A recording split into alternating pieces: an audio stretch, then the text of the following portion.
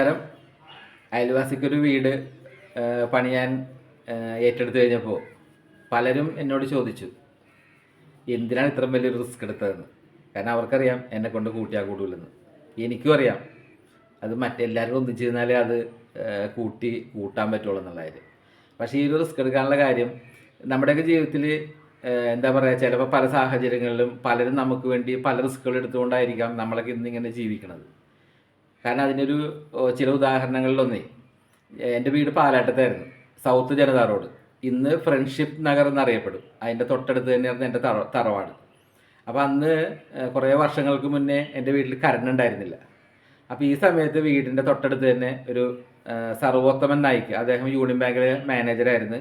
അദ്ദേഹത്തിൻ്റെ wife Shantha ഹൈക്കോർട്ടിലാണ് work ചെയ്യുന്നത്. ഇവർ എൻ്റെ വീടിൻ്റെ അടുത്ത് വീട് വെച്ച്. അപ്പോൾ ഈ സമയത്ത് ഞങ്ങളൊരു ഫാമിലിയെ പോലെ തന്നെ കഴിഞ്ഞുകൊണ്ടിരുന്നത്. പക്ഷേ അത്രക്ക് രക്തബന്ധമില്ലെങ്കിലും മാനസികമായിട്ട് അത്ര അടുപ്പ് വരുന്നു.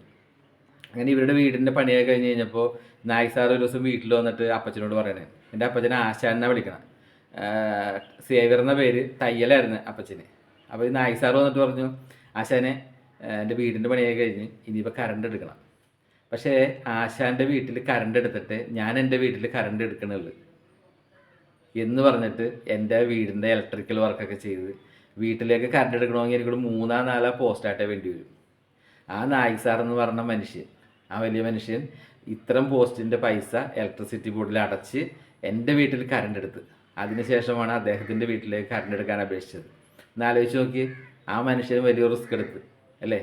സാമ്പത്തികമായ റിസ്ക് അതിനകത്തുണ്ട്, ഒരു സഹായം അതിനകത്തുണ്ട്. അങ്ങനെ എൻ്റെ വീട്ടിൽ പ്രകാശം തെളിഞ്ഞ് അല്ലേ, കിടന്നുറങ്ങാൻ നല്ല കാറ്റ് കിട്ടി, ഫാൻ വർക്ക് ചെയ്തു.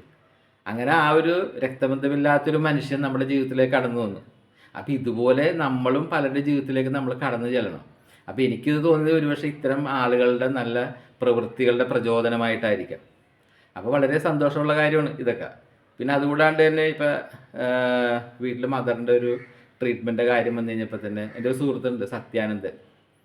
അതൊക്കെ നമുക്ക് മറക്കാൻ പറ്റില്ല ജീവിതത്തിൽ. അദ്ദേഹം അന്ന് പറഞ്ഞ കാര്യമൊന്നും അറിയാം. എൻ്റെ കല്യാണം കഴിഞ്ഞിട്ട് കുറച്ചായിട്ടുണ്ടായിരുന്നുള്ളൂ.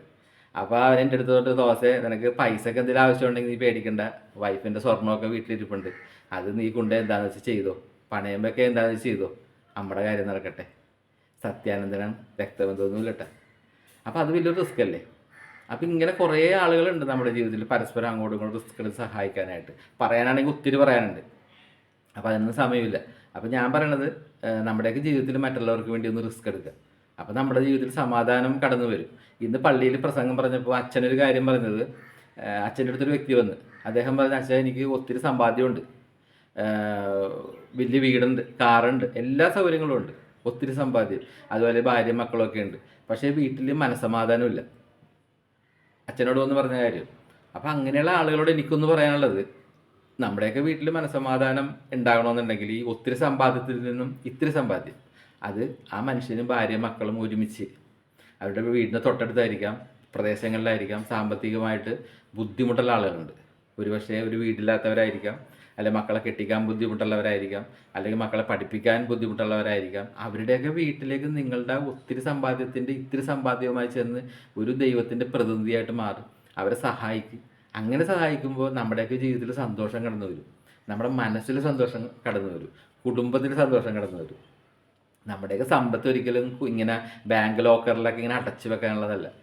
ആവശ്യത്തിൽ കൂടുതലുണ്ടെങ്കിൽ അത് മറ്റുള്ളവരിലേക്ക് സഹായമായി എത്തിക്കുക. നമ്മുടെയൊക്കെ ജീവിതത്തിൽ നല്ല സന്തോഷത്തിൻ്റെ പ്രകാശം ഉണ്ടാവും. അതുപോലെ അനുഭവിക്കാൻ കഴിയുന്നൊരു സുഖം അത് അനുഭവിച്ചാലേ മനസ്സിലാവുള്ളൂ കേട്ടോ. അപ്പോൾ ഞാനിതൊരു വലിയ റിസ്ക് ഏറ്റെടുത്തേക്കണേണ്. അത് എന്താ പറയുക, ദൈവം നടത്തി തരുമെന്നുള്ള വിശ്വാസം എനിക്കുണ്ട്.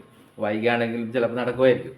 അപ്പോൾ ഇതുപോലെ മറ്റുള്ളവർ നമുക്ക് വേണ്ടി പല റിസ്ക് എടുത്തപ്പോൾ നമ്മളും അത് എടുക്കാൻ പ്രചോദിതരാണ്. അപ്പം നമ്മുടെ ജീവിതത്തിൽ മറ്റുള്ളവർക്ക് റിസ്ക് എടുക്കാൻ വേണ്ടിയിട്ടായിരിക്കട്ടെ നമ്മുടെ ജീവിതം. ഒരു ജീവിതവും നമുക്കൊക്കെ ഉള്ളത്, അത് നന്മയ്ക്ക് വേണ്ടി നമുക്ക് മാറ്റി വെക്കാം. ഓക്കെ.